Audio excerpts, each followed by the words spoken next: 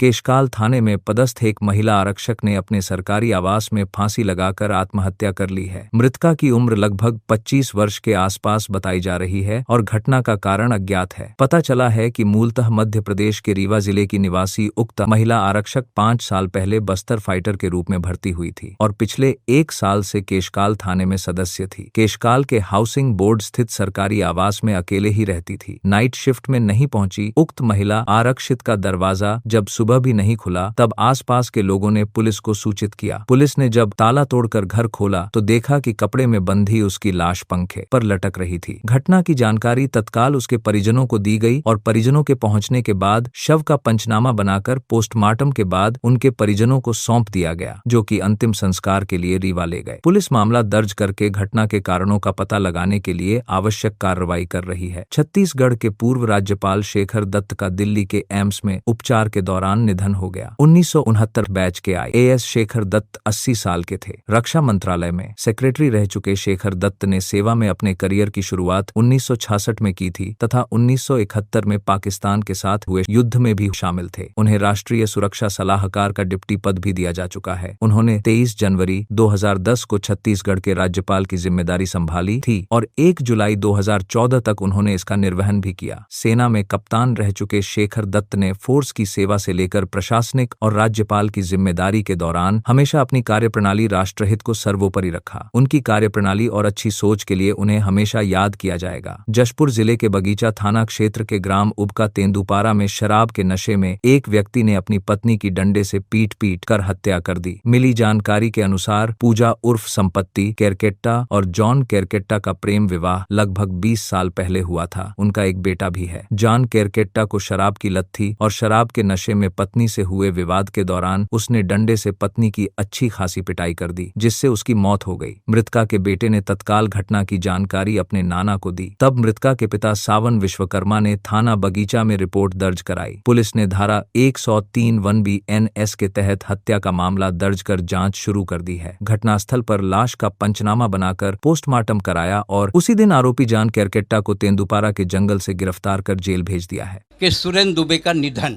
बेमेतरा में अंतिम संस्कार। टेंशन में मत रहना बाबू, टाइगर अभी जिंदा। पिछले दिनों पद्मश्री डॉक्टर सुरेंद्र दुबे का आकस्मिक निधन हो गया। ये हास्य का कोकड़ा है, ठागा का परिंदा है। टेंशन में मत रहना बाबू, टाइगर अभी जिंदा।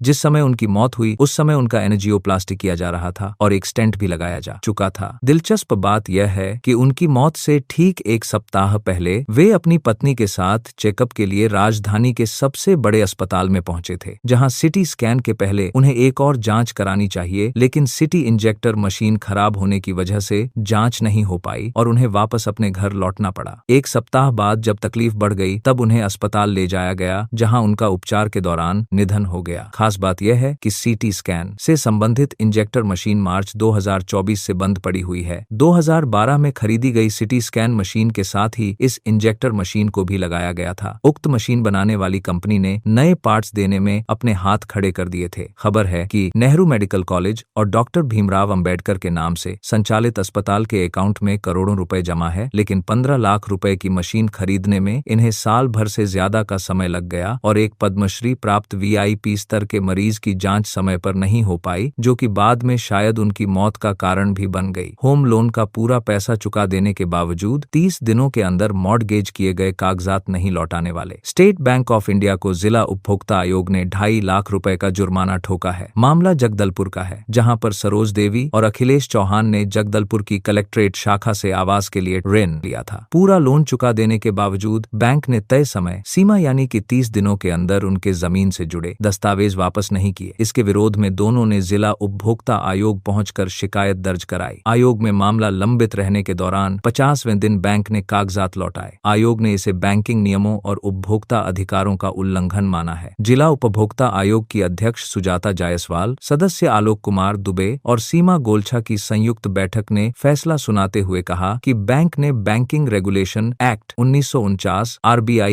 एक्ट 1934 और RBI गाइडलाइंस का उल्लंघन किया है। आज की खबरों में आज बस इतना ही। Bureau report news T20 Bhilai.